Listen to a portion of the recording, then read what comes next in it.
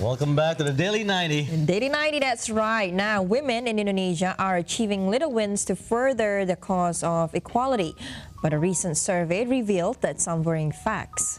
The Central Statistics Agency reports that around 33% of women in the country have experienced some form of violence, ranging from sexual violence to physical and even mental abuse. Yes, today we have with us Vivi from Jakarta Feminist Discussion Group to help us shed light on this issue. All right, Vivi, thank you so much for being here. Thank you. So, Vivi, are you surprised with the number? Actually, I'm not surprised. You're not?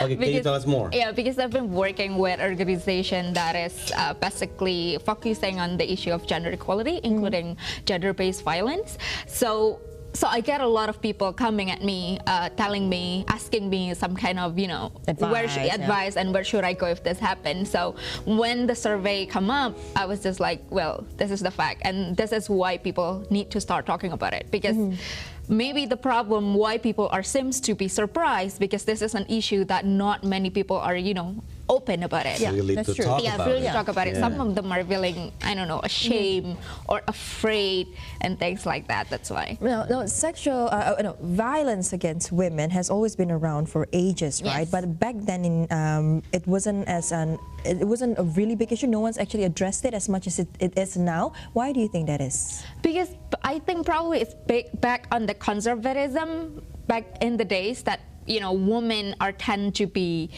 told that you have no voice, that this is your role, that you have to be submissive.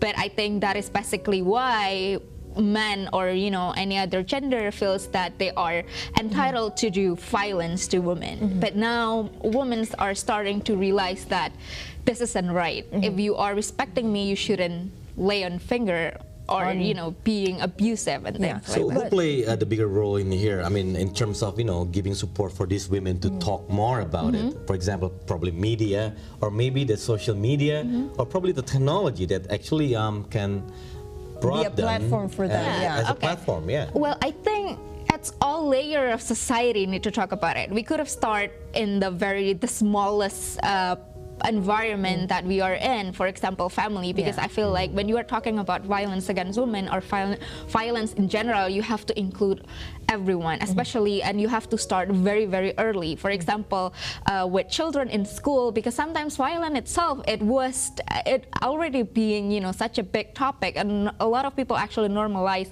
violence in school. For example, physical punishment and things like that. It happens a lot for society, and of course, the power of social media, there's a lot of organization or a lot of public figures that actually started to talk more about the issue of violence itself.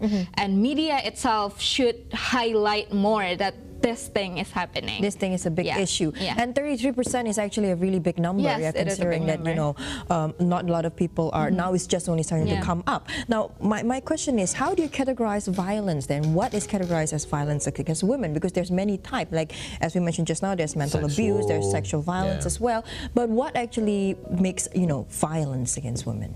Violence against women it's clear that it is a violence that is, done or towarded against women, but I prefer to call it gender-based violence, because this type of gender-based violence means that this violence happens because someone expecting such gender to play their role, the gender stereotype roles that is happening. For example, when it happens to partners, for example, husband and wife, the husband probably expects something that he thinks woman should do, and she couldn't, or she couldn't deliver it. That's why he feels that he is entitled to do something about it. So that's why I feel like this violence against women is categorized as gender-based violence, because yes, some people think that you are not doing something that's supposed to be done by a woman. That's why we have entitled to tell you to do this by violence. So based on your experience, coming from the report from these women,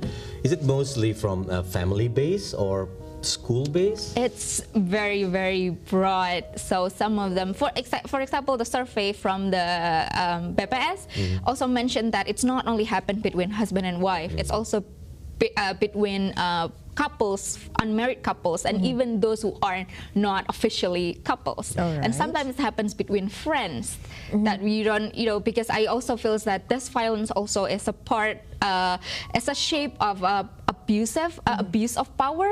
So sometimes it's not only happen between husband and wife. It sometimes not happen between family. There's a lot of people that come at me, actually those who are still in a relationship. So they're still dating, and it happens. So what is the biggest issue here? Is it because of how they brought up in a family, or probably culture, or maybe, like media? Yeah. A lot of people say that there's actually a survey that from UNICEF saying that this violence is actually a circle. So a kid who grew up in a very violent family is 5 times to be more, likely to do violence itself. So it is basically a circle. Sometimes it came from a family. Sometimes it came from the normalizations of male masculinity. Because I talked to, we talked about it back a few minutes ago in a makeup room, that in school, for example, I had experienced my little cousin, she's still in the elementary school, saying that I was bullied by my male senior, and her dad was just saying, oh, he likes you, that's why he does that. And those kind of ideas, saying that men do stuff because they like you, it was not right. If they like you, they should have respect you. All right. Right? So it's basically trying to change the mindset of the educators itself, and also the advisors that would give the younger generation, because that's where it starts. Okay, now maybe we're going to go for a short break. Okay, when we come back, we'll continue talking about violence against women here in Indonesia. And welcome back to the Daily 90, still with Fifi here. So yeah, we showed the footage of a Gojek driver, female Gojek application. Driver. So and you have stories about it as well. Yeah, I mean there's a lot of at some extent, it probably could be more on a gender discriminations type, but so there's actually a lot of stories from the female Gojek drivers saying that they've been, rejected or cancelled just simply because they are female. Because once I had I booked a female Gojek driver, and she texted me saying that, is it okay because I'm a woman? Really? She said, like, I'm a woman, is that okay? Do you still want to have a ride? Maybe it's like, yeah, what's the matter? Yeah, because some people are saying no. And what kind of stereotyping that you a lot of people saying that female, they don't drive well, Okay. And well, I drive, and I think I'm pretty good at it. So yeah, those kind of stereotype is still happening, and I think also because this stereotype also could lead to violence itself. That's true. So now, in terms of couples, or maybe unmarried couple, they still like boyfriend and girlfriend thing, for example.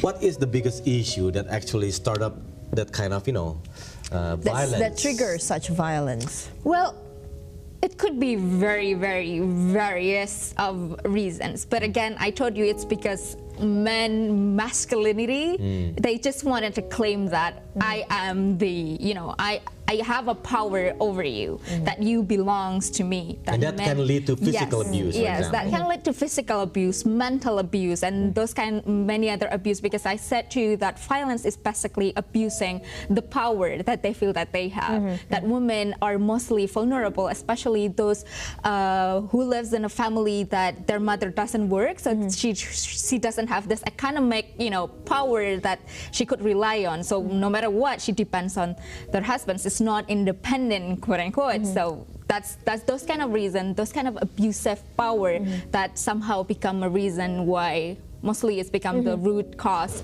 why they do violence. And sorry. Yeah. And is there a norm, such as in society in Indonesia? Is there something that is also done which certain people will see as violence, but some people in Indonesia would think it's a normal thing? Like it's a normal for catcalling. For example, because female feel, I don't know, I had a lot of heated argument with my male friends saying that you should be proud if someone catcall you because it's part of a compliment, but I don't think it's a compliment. We as women would have know that when someone say that you are pretty, it's a compliment. Then someone or they're trying to be sleazy. Because like whistle. And then it feels like catcalling. It's just a terms of they are objectifying us not as a person that we are, but as an object, like a sexual object. That's why they are entitled to do that. So that's kind of, it's not norm, but it's kind of a habit. Because sometimes those who catcall me is like 5 years old kid. It's just not right. Like where do they learn to do that? Of course, from the environment, the neighborhood. But if you talk about, let's say, catcalling, then it goes down to more into mental abuse instead of physical abuse. But sometimes those catcalling are it good can lead for, to sexual abuse. harassment. For example, there's a lot of story that you were on a train, you were on Transjakarta. There's a lot of groping and things like that. And there's like a very recent case saying that this man is not doing sexual harassment because he's not touching your skin. He was just touching your jeans. But she's feel not comfortable being touched. So it's so it's still considered. But then again, those kind of education, that consent education, and also, you know, the violence education itself, the sexual abuse, mental harassment is not very, you know, talked about in Indonesia because of, I don't know, because it's something that is taboo or Okay, you gave like a couple examples there, but based on your discussion group, is there any solution for this type of, you know, conflicted probably communication between men and women or couples, for example? How do they actually can repair this, fix this type of, you know, violence that can lead to another violence? Basically, just keep talk about it. If you are on a safe haven, you know, on a safe space that you can talk about it, that's great, because these people, for example, in the discussion group that we had, a lot of people gave advice, a lot of people give like a referral organization that can help you with it. So yeah, basically just keep talking about it, that you were open about it. I know it's not easy, especially that a lot of people tend to victim blaming. So there's a lot of, for example, violence that a lot of people were asking for. If you were being sexually harassed, people are asking like, what were you wearing? Exactly, Where were you at night? Why were you going out that late? And the victim becomes the one that you can blame, for example. Exactly. Those kind of things. Like, so we need to raise more awareness to society that stop victim blaming. This kind of thing is not happening because of the woman. It's happening because there is something wrong with their partners. There is something wrong with how society shaped the stereotype, how society shaped the idea of masculinity itself. And do you do any kind of follow-up action toward this? Yes. Like you bring up all these ideas to probably schools, for example? There is a lot of organization. The discussion group is basically just to discuss, but the organization that I was working with, we are going to schools, we are dealing with bullying issues, that we are having like this kind of hotline for you to call and saying it's very confidential, so it's all of them is anonymous, but yes, we follow up with it. That's going on. So what's going on? We even help them to process that in a legal system. Okay. Any upcoming like programs or activities or events, you know, that's probably done to help? Because recently you had the march, the Women's March, and you were also addressing this issue, right? And any more after that? Yes, we all have some follow-up actions. The latest, the one that is coming up is going to be like some kind of festival, and we're going to talk about it more. But yes, there will be a lot of female and women's NGO that was there to help you with it. So if you feel comfortable to talk with them, just talk to them, things like that. Okay, and what do you think about the government, Indonesian government? Exactly, that's what I'm going to talk about. She's been waiting for that. So, what do you think about the government action so far towards this? I don't feel like they actually stand very strong in this issue. We don't have like a specific regulation that actually help women who are, or any other, the gender-based violence to be, punished. We are still in the middle of developing the undang-undang anti kekerasan terhadap perempuan. But then again, I don't know why it takes very, very slow. A lot of organizations are trying to push it, to become, done faster. But yes, we need more people, because I don't think like people really talk about this issue. But when media, social media, a lot of people, our societies starting to talk about it, I believe that it could bring more pressure to the government, because honestly, there's a lot of cases. And one thing that I actually got from the radio, for example, they start to, promoting anti-bullying or anti-gender-based violence. they started to do that, but in terms of regulation, yes, I Yeah. know it's still Yeah. you know, like in the process, but the government doesn't have like a very strong stand about it. Even some government, for example, the police officer itself are the one who's done the victim blaming. The government, a lot of statesmen from our government saying that this is the fault of the parents because Yeah. not Officials, protecting them, Yeah. and it's just like that's not their fault, especially when it happened in a rural area. You have no idea the environment surrounding them, and you know, things like that. Yeah, yeah. all right.